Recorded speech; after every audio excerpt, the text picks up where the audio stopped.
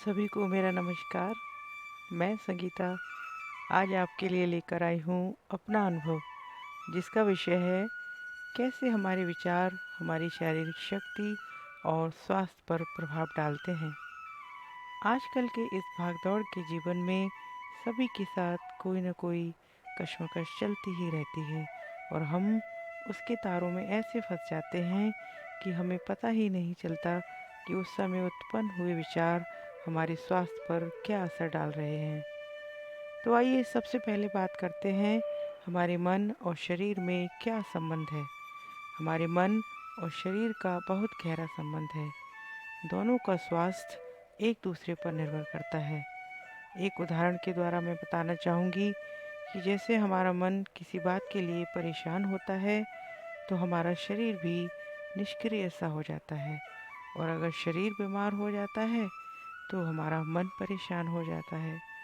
यह आप सब ने भी अनुभव किया होगा कि जब हम मन और शरीर दोनों से अच्छे होते हैं तभी हमें अच्छा महसूस होता है। तो आइए इसे हम थोड़ा साइंटिफिक तरह से जानने की कोशिश करते हैं कि हमारा मन और शरीर एक दूसरे को कैसे स्वस्थ रखते हैं।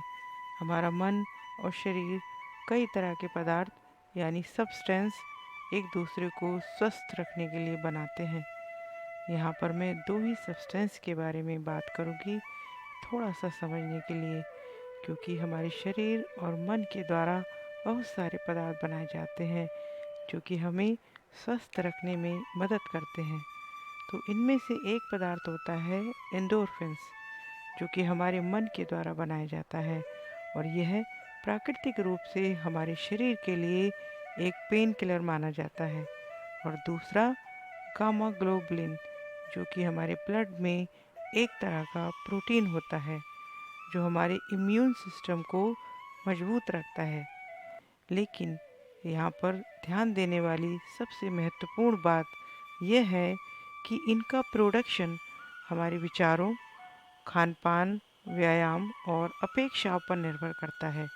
यानी जब हम किसी भी परिस्थिति में सकारात्मक होते हुए स्वस्थ जीवन शैली को अपनाते हैं तो प्राकृतिक रूप से हमें स्वस्थ रखने के लिए सब्सटेंस हमारे शरीर में पर्याप्त मात्रा में बनते रहते हैं और हम स्वस्थ रहते हैं। इसका मतलब यह है हमारे विचार और हमारी जीवन शैली हमारी इंटरनल सिस्टम को सकारात्मक और नकारात्मक रूप से प्रभावित करती है। अब तो आप समझ ही गए होंगे कि मेरे कहने का क्या तात्पर्य है। अब प्रश्न यह उठता है कि हम कैसे अपने शरीर और मन के बीच इस भागदौड़ के जीवन में संतुलन बनाएं। अब कुछ ऐसी महत्वपूर्ण बातों पर विचार करते हैं जो स्वस्थ रखने में हमें मदद करती हैं। सबसे पहली महत्वपूर्ण बात प्राणायाम, मेडिटेशन, रनिंग, वॉकिंग और साइकिलिंग, जो भी आपको पसंद है उसे अपने जीवन का हिस्सा जरूर बनाएं, चाहे वह 10 या 15 मिनट से ही शुरू करें, क्योंकि ये सारे व्यायाम हमें स्वस्थ रखने में महत्वपूर्ण भूमिका अदा करते हैं। अब आप यह सोचेंगे, यह तो सभी कहते हैं कि योगा करो और मेडिटेशन करो, लेकिन ये कैसे हमारे शरीर और मन को संतुलित रखते हैं? शायद ये हम जानें तो व्यायाम करने के लिए अधिक प्रेरणा मिलेगी, क्योंकि जिज्ञासा मनुष्य का प्राकृतिक गुण है। तो मैं यहाँ उदाहरण के तौर पर मेडिटेशन या ध्यान लगाने के बारे में बताऊंगी कि ये कैसे हमारे शरीर और मन को संतुलित रखता है। मेडिटेशन एक ऐसी प्रक्रिया है जिसमें हम किसी एक विचार में फोकस होते हैं और वह सारे विचारों को समाप्त कर देते हैं जो दिमाग में भीड़ और तनाव पैदा करते हैं। और जब हम मेडिटेशन को अपने जीवन का हिस्सा बना लेते हैं तो हम जीवन में व्यर्थ विचारों को बाहर फेंक देते हैं और अपने काम पर ही फोकस करते हैं। हमारा स्ट्रेस लेवल भी कम होता है, आत्मबल बढ़ता है और सबसे महत्वपूर्ण बात सेल्फ अवेयरनेस बढ़ती है। मेडिटेशन मन के साथ साथ हमारे शरीर पर भी सकारात्मक प्रभाव डालता है, क्योंकि जब स्ट्रेस लेवल कम होता है तो ब्लड प्रेशर जैसी बीमारियां दूर होती हैं, हार्ट हेल्थ अच्छी होती है और साथ ही इम्यून सिस्टम भी मजबूत हो जाता है।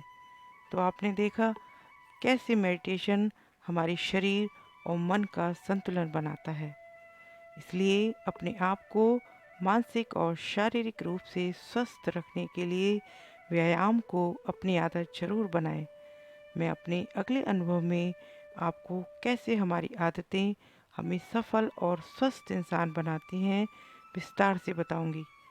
अंत में यही कहूंगी, स्वस्थ मन में ही आशाएं जन्म लेती हैं और आशाएं ही हमारे स्वस्थ मन का प्रतीक होती हैं। तो फिर मिलती हूँ अपने अगले अनुभव के साथ। तब तक के लिए सभी को नमस्कार।